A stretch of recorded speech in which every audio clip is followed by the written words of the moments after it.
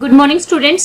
आज हम करेंगे वर्कशीट नंबर 15। कल हमने की थी वर्कशीट नंबर 14। आई होप आपने वो कंप्लीट कर ली होगी। यहाँ पर आपको लिखना है अपना नाम, ठीक है। यहाँ पर आपको अपनी टीचर का नाम लिखना है जो क्लास टीचर है आपकी। आज डेट क्या है? 22 जुलाई।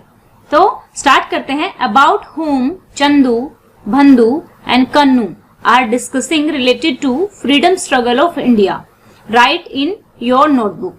यहाँ पर ये 3 फ्रीडम स्ट्रगलर जो हैं उनकी बात की हुई है। हमें पहचानना है इन लाइनों को पढ़ के कि ये किसके बारे में बात हो रही है, ठीक है। तो चलिए पढ़ते हैं और जानते हैं कि ये किसके बारे में बात हो रही है। बोर्न इन गुजरात, पैदा कहाँ हुए थे? गुजरात में हुए थे। और कब पैदा हुए थे? अक्टूबर 2, 1869 में। और इन्होंने स्टार्ट किया था चंपारण सत्याग्रह। सत्याग्रह का नाम सुनते ही आपको समझ में आ गया होगा ये किसके बारे में बात हो रही थी। और ये सत्याग्रह इन्होंने कब स्टार्ट किया था? 1917 में, 1917 में। एंड इमेंस, ठीक है, कंट्रीब्यूशन। इमेंस का होता है बहुत ज्यादा, ठीक है, बहुत ज्यादा। योगदान, कंट्रीब्यूशन का क्या मतलब होता है? योगदान। योगदान दिया था इंडिया के फ्रीडम स्ट्रगल में, जो भारत का स्वतंत्रता आंदोलन था उसमें, through non cooperation and civil disobedience movement. तो हम 3 मूवमेंट्स के बारे में देखिए। एक तो सत्याग्रह है, दूसरा नॉन कोऑपरेशन है, सिविल डिसोबीडियंस है। तो ये इनके 3 मूवमेंट्स थे। सिविल डिसोबीडियंस का मतलब है कि जो गवर्नमेंट की साथ कोऑपरेट नहीं करते थे, ठीक है। ये कौन थे? ये थे महात्मा गांधी, ठीक है। आपको आंसर लिखना है, ये थे महात्मा गांधी। अभी देखो इस पैराग्राफ में से ही आपसे कई सारे क्वेश्चन पूछे जा सकते हैं। पहली बात कि महात्मा गांधी का जन्म कहाँ हुआ था? गुजरात में। उनका जन्म कब हुआ था? अक्टूबर 2, 1869, ठीक है। उन्होंने चंपारण सत्याग्रह कब चलाया था? 1917 में, ठीक है। तो इस तरीके से ये 4-5 लाइनें हैं, लेकिन 4-5 लाइनों में ही आपका बहुत सारा इंपॉर्टेंट डाटा दिया हुआ है। अब हम चलते हैं नेक्स्ट पर्सनैलिटी के बारे में बात करते हैं। बोर्न इन प्रयागराज, इनका जन्म कहाँ हुआ था? प्रयागराज में। प्रयागराज कहाँ पर है बच्चों?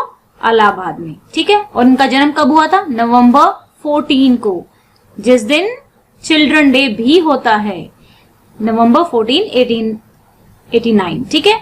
और ये हमारे देश के फर्स्ट प्राइम मिनिस्टर थे इंडिपेंडेंट इंडिया के, जब भारत आजाद हो चुका था। इन्होंने एक बुक भी लिखी है जिसका नाम है द डिस्कवरी ऑफ इंडिया, ठीक है। तो ये कौन थे?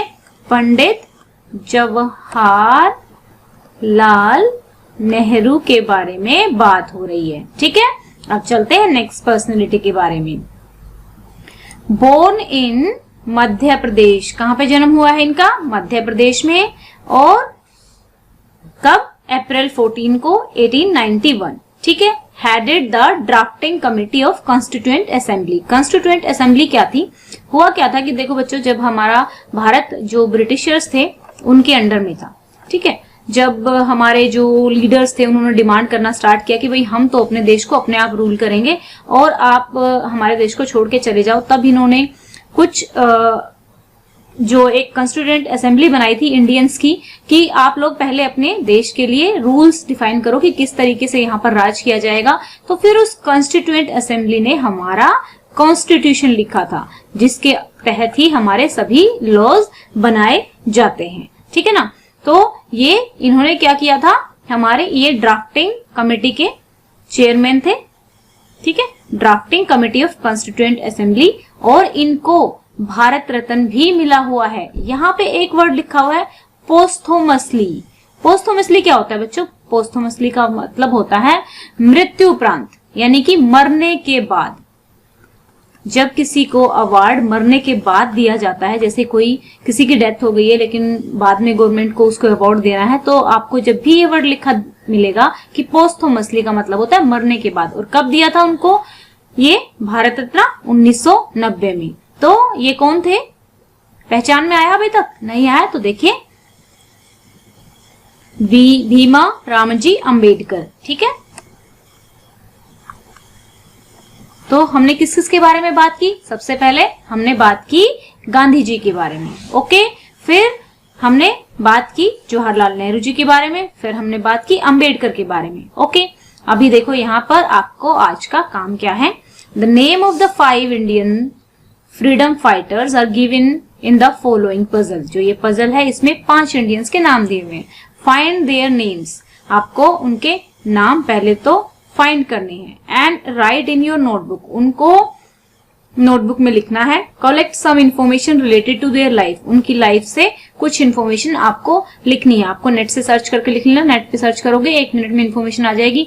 कैसे लिखनी है इन्फॉर्मेशन, जैसे कि यहाँ पे कि कौन से स्टेट में उनका जन्म हुआ था, कैसे कब हुआ था, और उनकी लाइफ के मेन इवेंट क्या हुए थे, ठीक है ना।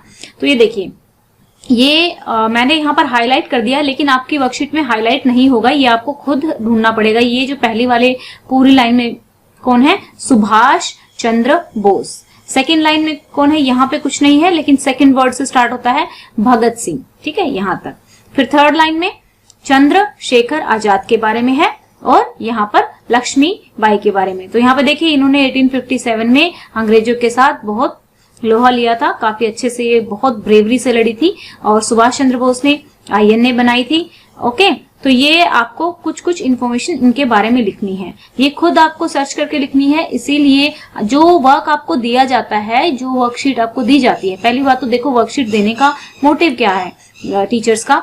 यहाँ पे देखो, ये हम इन्फॉर्मेशन चाहते हैं कि आप ये याद करो, फिर आप अपने माइंड को, जो आपके दिमाग में जो चीजें हैं, खुद लिखो। मैंने कल भी आपको कहा था कि चीजें खुद लिखनी है। जो आपके लिए असाइनमेंट दिया जाता है वो इसलिए दिया जाता है कि आप हमारा जो माइंड होता है ना, वो एक मसल की तरह होता है, ठीक है। हमारे माइंड में हड्डी नहीं होती, मसल की तरह होता है। उसको जितनी एक्सरसाइज कराओगे ना, वो उतना ही तेज बनेगा। और माइंड की एक्सरसाइज क्या होती है, सोचना, ठीक है। जितना ज्यादा आप सोच के खुद अपने माइंड को यूज करोगे, उतना ज्यादा आपका दिमाग तेज होगा। तो आपको ये काम कैसे करना है, आपको ये काम खुद करना है। कोई प्रॉब्लम नहीं है अगर आपसे गलत हो जाता है तो टीचर आपको करेक्ट करेंगे, लेकिन कम से कम हमें ये पता लगेगा कि आपकी समझ में क्या आया है।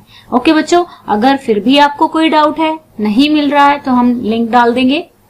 और आपको आज से शाम को हम जो बच्चे होमवर्क कंप्लीट करके भेजते हैं, उनकी एक वीडियो बनाएंगे जिनका बहुत अच्छा वर्क होगा।